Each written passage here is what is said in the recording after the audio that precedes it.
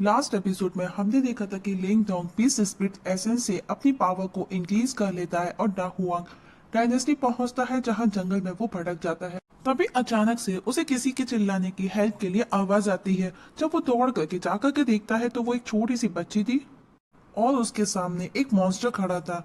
लिंग डोंग उस मॉन्स्टर से उस बच्चे की जान बचाता है। तभी वो देखता है कि उन लोगों को चारों तरफ से घेर लिया गया है। कुछ लोग हैं जो उनके क्लोज आ रहे हैं। तो दोस्तों देखेंगे आज के एक्सप्लेनेशन में क्या होगा, कौन है वो लोग। तो चलिए स्टार्ट करते हैं। जैसे ही वो लोग उनके और नजदीक आते हैं तो वो बच्ची दौड़ करके जा करके डेड डेड कह करके उनके गले लग जाती है। उसके फादर भी अपनी बेटी को सही सलामत देख करके रिलैक्स फील करते हैं। मतलब कि वो उनकी बेटी थी जो कि जंगल में भटक गई थी, क्योंकि जंगल बहुत ज्यादा खतरनाक था। अब वो बताती है कि इस बंदे ने, इस भाई ने मेरी जान बचाई, वो भी लिंग के पास में। बीस्ट को मदद देख करके यकीन कर लेते हैं और अपनी बेटी की जान बचाने के लिए वो लिंग का शुक्रिया अदा करते हैं।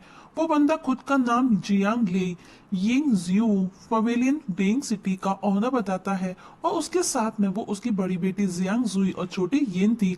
यिन जिसे लिन ने बीच से बचाया था, लेकिन लिन बताता है कि वो खुद इस जंगल में रास्ता भटक गया है। क्या आप मुझे गाइड दे सकते हैं? जियांग तो रेडी था, पर उसकी बड़ी बेटी जुई उसे ऐसा करने से रोक देती है, क्योंकि वो खुद नहीं चाहती कि वो किसी प्रॉब्लम में फंसे। वो बोलती है हम खुद अच्छी कंडीशन में नहीं है और किसी अजनबी को साथ ले जाना हमारे लिए और ज्यादा प्रॉब्लमेटिक हो सकता है। उसकी बातें सुनकर के यिन कहती है हमको उसकी मदद करनी चाहिए। जियांग ले भी कंफ्यूज था, वो भी सोचने लगता है कि वो क्या करे, पर यिन जियांग से जिद करती है। जियांग लिंग को बोलता है इस फॉगी जंगल से निकलना कोई बड़ी बात नहीं है, लेकिन ऑनेस्टली कहा जाए तो हमने कुछ देर पहले कुछ गड़बड़ की है। मुझे डर है कि हमारी गड़बड़ी की वजह से तुम हमें फॉलो करो और तुम भी प्रॉब्लम में ना फंस जाओ। लिंग कहता है आप मुझ पर इतना ट्रस्ट कर सकती हैं, ऐसा कुछ नहीं होगा।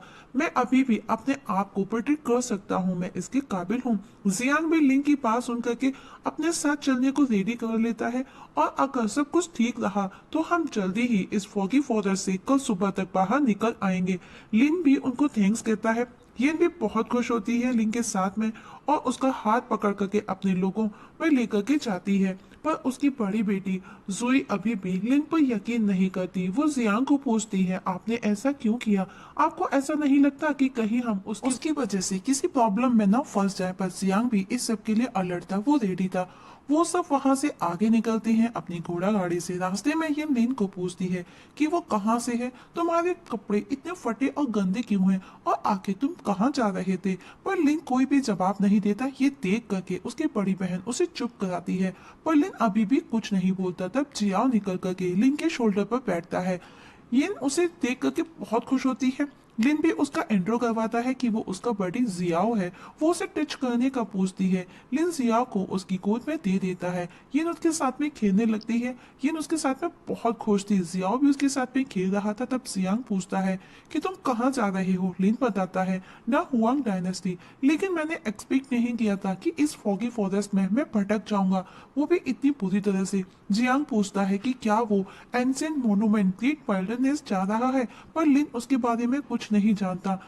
वो खुद उसके बारे में सोचने लगता है कि जियांग आगे किसकी बात कर रहा है। तब जियांग उसे कहता है कि क्या वो एनिसेंट मोन्यूमेंट ग्रेट वाइल्डरनेस जा रहा है, पर लिन उसके बारे में कुछ भी नहीं जानता। तब जियांग बताता है इसी समय ज्यादातर लोग वहां पर जाते हैं, इसीलिए मैंने तुमसे वो पूछा ताकि वहां पर जाकर के खजाना और कल्टीवेशन को और ज्यादा एक्सप्लोर कर सके। पर लिन इन सब से अनजान था और जियांग को पूछता है कि वो कहाँ है। जियांग कहता है दरअसल एग्जैक्टली मुझे भी कुछ नहीं पता, और मैंने भी सिर्फ अभी तक सुना है कि उस ग्रेट वाइल्डरनेस एनिसेंट मॉन्यूमेंट में कोई एनिसेंट सेक्ट बचा है जिसमें अनगिनत मार्शल आर्ट्स और सीक्रेट ट्रेजर छिपे हैं। लिन पूछता है क्या वहाँ कोई पावरफुल क्लैन है जो उसे अपना मानते हैं, पर जियांग को भी इस सब के बारे में बस इतना ही कुछ पता था। और बताता है उस एनिसेंट मोन्यूमेंट पर एक बहुत ही मजबूत सील लगी है जिसे पावर हाउस निर्वाणा भी आसानी से नहीं तोड़ सकती। लेकिन हाँ, ये जो सील है हर 3 साल बाद कमजोर होने लगती है, और यही वही समय है जब वो कमजोर होती है और उस सील को इजीली तोड़ा जा सकता है, वहां पर एंटर किया जा सकता है। और वापस से लिन को बोलता है क्यों, सही कहा ना, आप इसीलिए वहां इस समय जा रहे हैं। लिन भी सोचने लगता है और सोचने के बाद में वो जियांग को इस सब के लिए थैंक्स कहता है, इतना सब बताने के लिए, और वो अब एनिसेंट मोन्यूमेंट जाने का बोलता है। जियांग हंसते हुए कहता है ग्रेट वाइल्डरनेस मोन्यूमेंट में एंट्री करने से पहले जरा सोच लो, वहाँ के और वहाँ पर मौजूद लोगों के बारे में। वहाँ पर और भी सेट्स मौजूद होंगे कंप्लीट के लिए। कुछ अच्छे कपड़े पहन कर जाने का बोलता है और यिन जियांग को अपने पास से नए कपड़े देने का बोलती है, जिस पर जुई उसे हमेशा की तरह बार बार चुप कराती है। जियांग भी मान जाता है क्योंकि उसे भी यिन को बचाने के बदले थैंक्स कहने का अच्छे से अभी तक कोई मौका नहीं मिलता। इससे वो कर्ज से कुछ तो कम होगा। तभी वो देखते हैं कि उनके आसपास बीस्ट आ रहे हैं और वो जल्द से जल्द कैंप तक पहुंचने का बोलता है। अंधेरा होने से पहले सब किसी तरह कैंप तक पहुंचते हैं। यिन जियाओ के साथ में खेलने में खुश थी। जियांग लिन को पहनने के लिए कुछ कपड़े देता है जिन्हें पहन करके लिन बहुत ही अच्छा लग रहा था। यिन और जियांग भी उसकी तारीफ करते हैं। लिन जियांग का इस सब के लिए थैंक्स कहता है और वो जियांग को लीडर कहकर के बुलाता है, पर जियांग कहता है वो उसे उसके नाम जियांग से ही बुलाए, उसे अच्छा लगेगा। पर लिन उसे ब्रदर जियांग कहकर के बुलाना चाहता है। अब सब साथ में बैठ करके ड्रिंक करते हैं, तभी उन्हें उन बीस्ट की आवाज आती है। जियांग कहता है स्टे कूल, पैनिक होने की जरूरत नहीं है और सबको सावधान रहने का बोलता है। पर लिन को कुछ समझ नहीं आता कि आखिर हुआ क्या, और वो जियांग को पूछता है। जियांग बताता है हम मास्टर ऑफ एलेक्सायर को लेकर के जा रहे थे, तभी कुछ बीस्ट ने उन पर हमला किया। वो आगे कुछ बोलता बताता, तभी उनको चारों तरफ से उन बीस्ट द्वारा घेर लिया जाता है और वो बीस्ट उन पर हमला करना स्टार्ट कर देते हैं। वो बीस्ट एक से ज्यादा थे। जुई भी उनसे फाइट करना स्टार्ट करती है, पर वो चारों तरफ से घेर चुके थे। उन्हें देख करके जियांग कहता है ऐसा लग रहा है कि आज रात वो बचने वाला नहीं है, और अब वो अपने सभी साथियों से उनका एक साथ सामना करने का बोलता है। लिटिल यिन भी बोलती है कि वो भी रेडी है। जियांग कहता है अभी तुम छोटी और जब तक तुम बड़ी नहीं हो जाती तुमको हमारे पीछे ही रहना होगा, और लिन को उसकी जिम्मेदारी सौंपता है। लिन भी रेडी था उसकी देखभाल करने के लिए। सबके जाने के बाद में यिन को सबकी फिक्र थी। वो लिन से पूछती है सब ठीक तो होंगे ना। लिन भी यकीन दिलाता है कि सब कुछ ठीक होगा, सब सही सलामत लौट आएंगे। वहीं जियांग उन बीस्ट के साथ में फाइट करता है जो कि बहुत ही ज्यादा पावरफुल थे। उनकी एक दहाड़ से सब कुछ डिस्ट्रॉय हो रहा था, पर जियांग फिर भी उनका सामना कर रहा था और उन बीस्ट को मार गिराता है। ये देख करके सब बहुत खुश थे। ये देख करके जुई दौड़ करके अपने फादर के पास आती है। फादर देखते हैं कि वो बीस्ट अभी भी उनके आसपास ही मौजूद है। तभी एक बीस्ट उस पर हमला कर देता है, पर जुई जम कर बच जाती है।